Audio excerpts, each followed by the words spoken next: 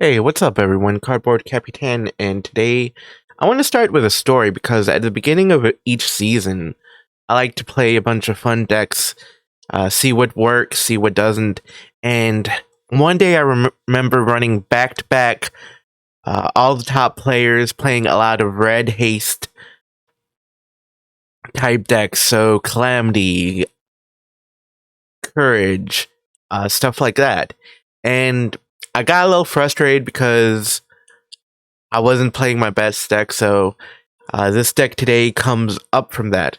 Now, the focus of this deck is Rottenmouth. I was thinking of, what big creatures could I bring out to counter these big red decks?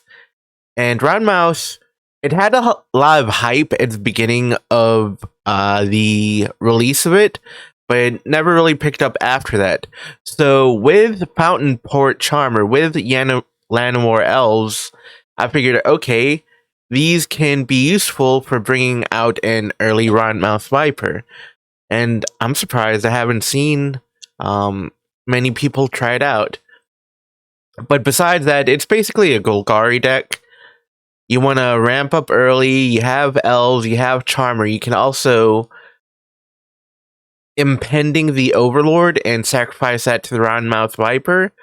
Ideally, you want to bring out the Viper early versus non-black, non-white, non-blue decks. So, as I mentioned earlier, I was playing a lot of red and green decks. Rottenmouth seemed like the perfect choice. Perforator Crocodile. That's versus opposing creature decks. Vaultborn Tyrant, it's just good. And Coiling Rebirth. You have plenty of creatures with Enter the Battlefield effects. Double Crocodile, Double Tyrant, Double Viper.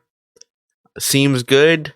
Triumph to either act as general creature removal, or you can use it to support Coiling Rebirth. And also note, Crocodile is the only creature that by itself can get itself into the graveyard through cycling. So you want to use Triumph if you go that route to bring back, say, a Viper or a Tyrant.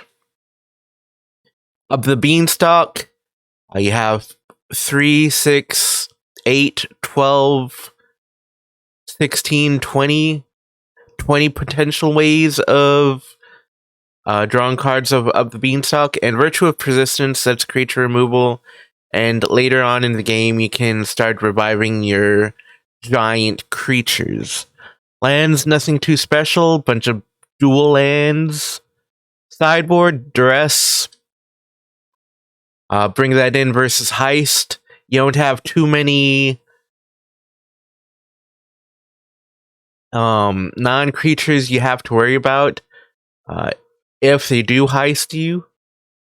And if you do get your Duresses heisted, then, for example, they're probably already in play, like of the Beanstalk, or they're in the exile zone, like Ritual of Persistence.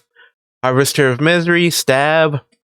I also fought a bunch of otters and mice that day, so extra creature hate. A Reclamation Sage, general artifact enchantment hate. I haven't seen too many enchantments, not too many Dollmaker decks, stuff like that. So, depending on how many you see, you may want to up that number. A Sorcerer Spyglass, Calamity hate. Also, Planeswalkers. Haven't seen too many Planeswalkers, but your results may change. So with that aside, let's get to some gameplay. Okay, gameplay time. I will keep this hand because, I have 5 lands, but I do have Up the Beanstalk, I have Underground Mortuary, and I just drew Llanowar Elves. So, I mean, I have options. Dropping a Charmer with Offspring wouldn't do much. But the Elves get virtued, I draw a virtue, and it appears to be some sort of mirror match going on. So, I mean, why not? Let me drop a Fountain Port Charmer with Offspring because I have an extra one in hand.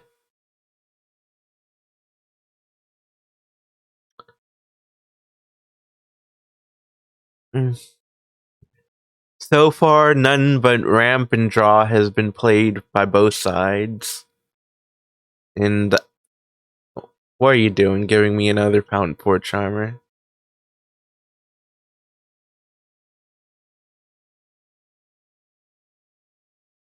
Now, what I gotta look out for is Perforator Crocodile. I'm a Offspring, another Fountain Port Charmer, just because next turn I know I can Rottenmouth Viper, sacrificing some of these tokens if I need to. Oh, Fountain Port Charmer from the opponent.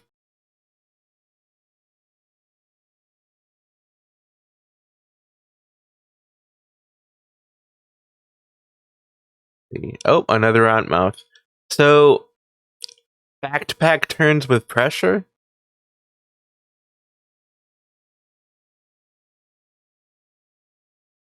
And then rather than paying 6, I can sacrifice 2 of those tokens and pay 4 instead, and I get a card from Beanstalk.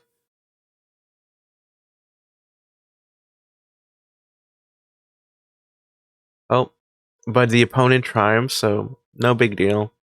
I'm still going to swing in because I have the life lead. And next turn, I can drop another Viper to apply more pressure. If everything goes as planned, Viper next turn, possibly a Virtue the following turn.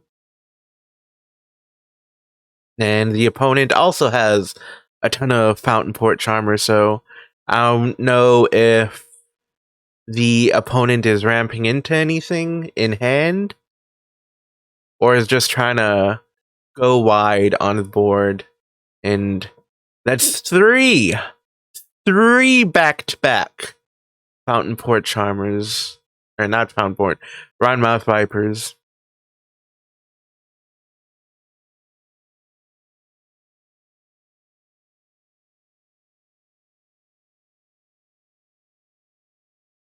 So, I gotta check my math here.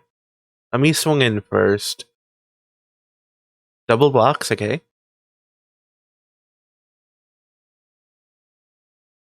And, you know, the math can be tricky because you have to figure out, okay, Fountain Port Charmer can reduce the Viper's cost, but he can also sacrifice tokens, or permanents rather, to the Viper. So take your time with math here if you do decide to try this out.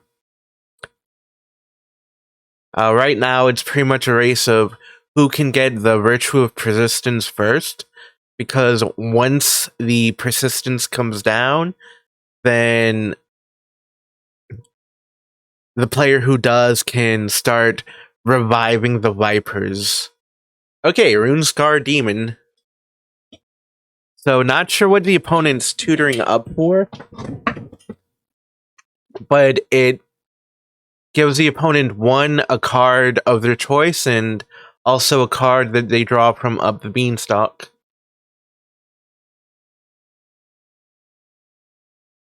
The good thing is, assuming I drop a land this turn, or I draw a land rather, I have the chance of playing Virtue first. So perfect. I'll Virtue, and I can't really swing in, so I'll just end the turn here.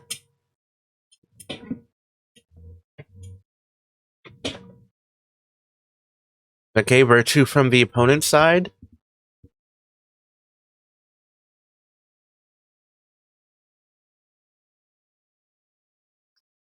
Now, since I can get a Rottenmouth first, I can start putting tokens faster than the opponent. So if we were to straight race, then I would win. The opponent does have a lot of permanents that they could sacrifice. So Rottenmouth won't have an immediate effect.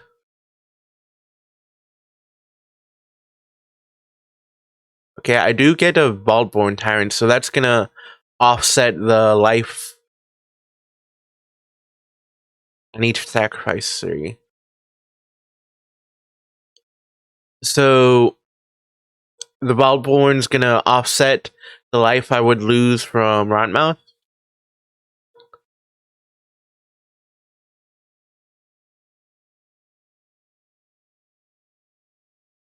Probably what I should have done is just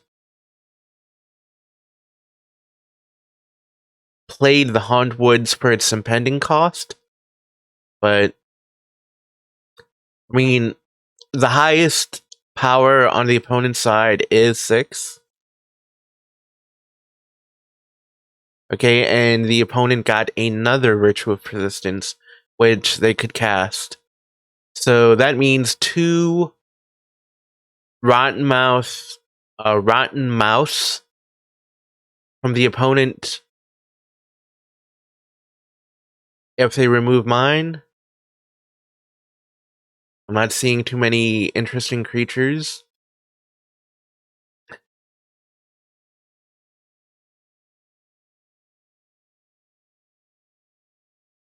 Okay. I do drop my Vaultborn Tyrant. At this point, both players really need to worry about Perforate or Crocodile.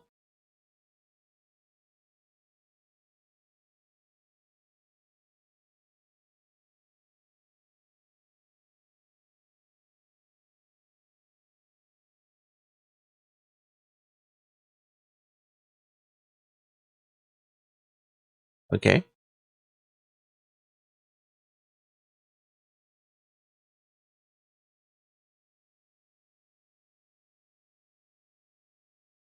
Four, 5, 6.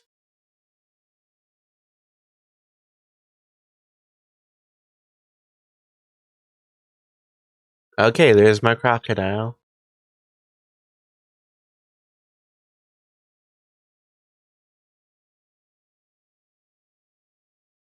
Okay, and another Virtue of Persistence. So even though my opponent can get a whole bunch of Rodmouth Vipers, number 1,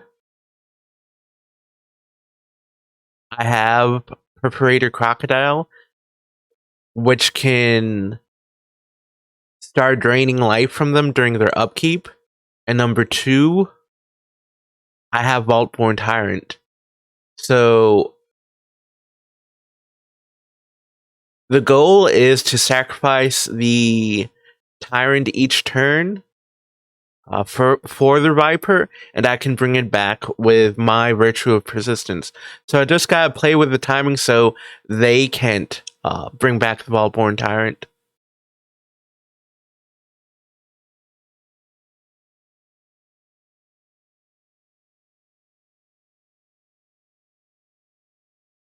Hey, Exsanguinate from them for 7.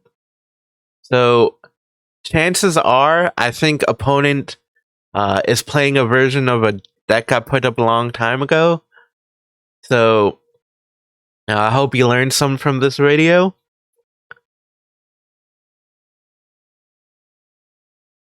Oh, and I can't really say which version of Golgari is the best in Alchemy, just because you know people change up their decks all the time. So there's a few popular decks, but I wouldn't say there's a really defined metagame in Alchemy. It's just like people play what they like.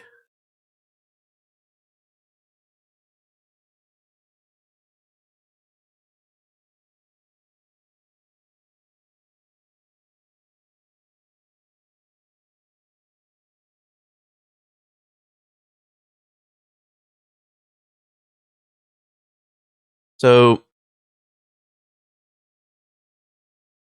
I'm gonna tap out for my creatures. I want to gain a whole bunch of life here.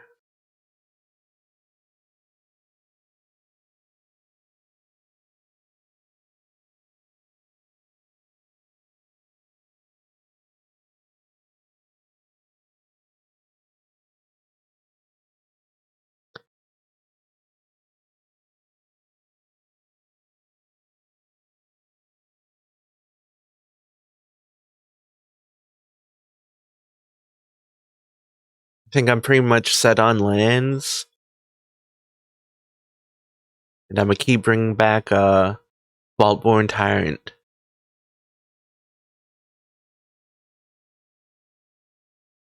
The only thing I really need to worry about at this point is milling myself out.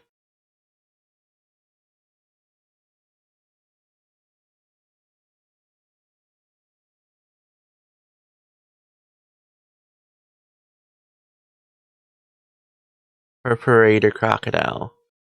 Perfect.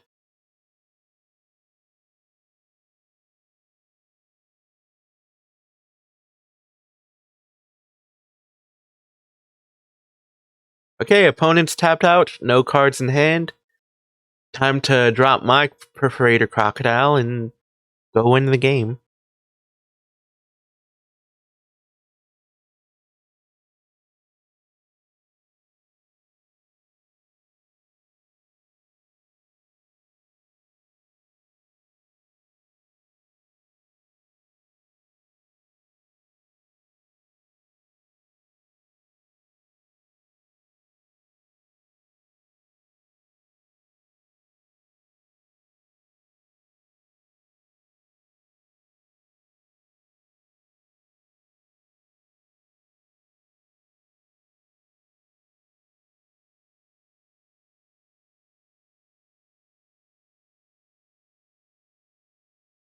Okay, 22 cards in deck. That's still plenty enough. So, see you later, alligator. After a while, crocodile.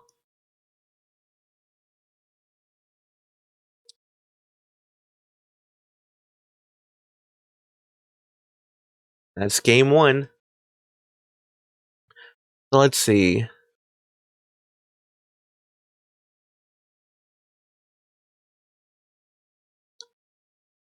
So, looking at the sideboard really quick, and then to add, only comment is, you might have seen dead weight in there.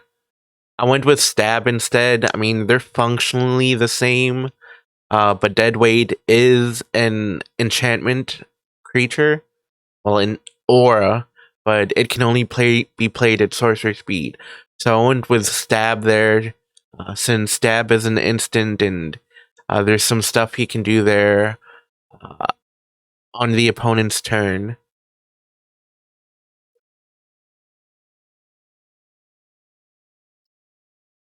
So, also, didn't showcase too much reanimation, only Virtue of Persistence. So I think Coiling Rebirth is worth keeping.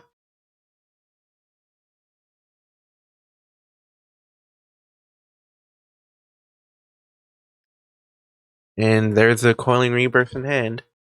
So I can turn 3. You know, first off, I've got a really good curve. I can turn 2 Virtue of Persistence, turn 3 Overlord, should I get an untapped land. And then I have Crocodile and Coiling Rebirth. So if need be, I can revive the Crocodile on turn 5. Or with 5 mana.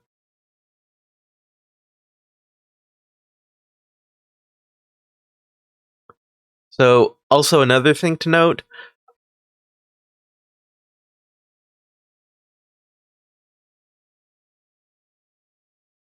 maybe I should have played Fabled Passage there. But with your Fabled Passages, you generally want to go for black cards, just because Perforator Crocodile has a 3 black pip cost. So you want to make sure you have enough mana to bring it out.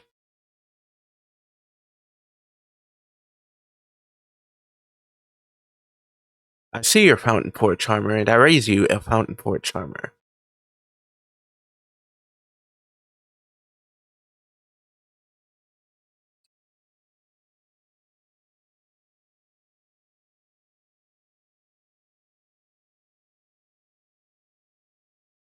So there's their Crocodile.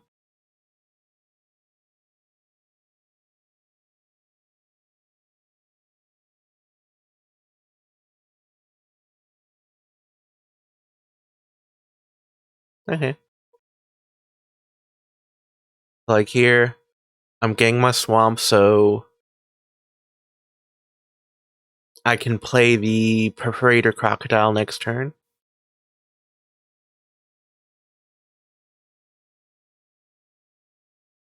And, you know, I want to draw more lands so I can bring out the Virtue, but I think the opponent's mistake here is not accounting for me playing Perforator Crocodile. Opponent's playing real greedy right now. And especially with no Up the Beanstalk on their side.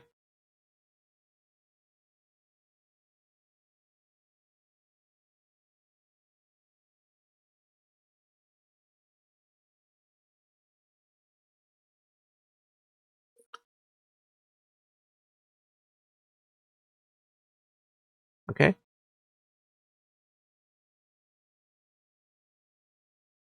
So at this point, okay, there's the Up the Beanstalk, but now opponent needs one, some more land, and two, a card that can trigger the Beanstalk.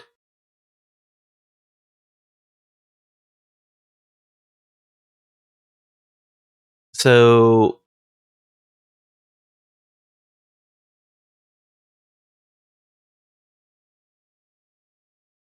right now, I mean, I could have virtued their Crocodile, but I want to drop Virtue of Persistence back to back, and that should end the game, but I think the opponent's too far behind at this point.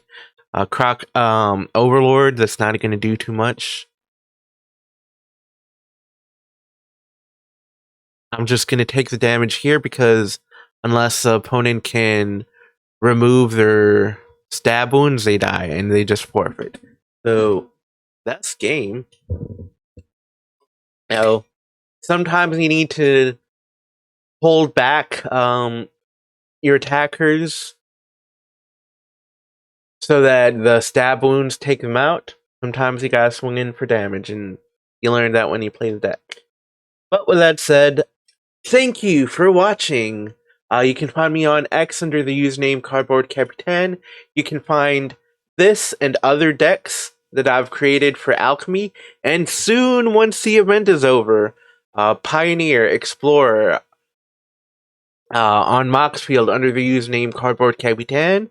I'll also have a link in the description below of this deck that you can follow through with it.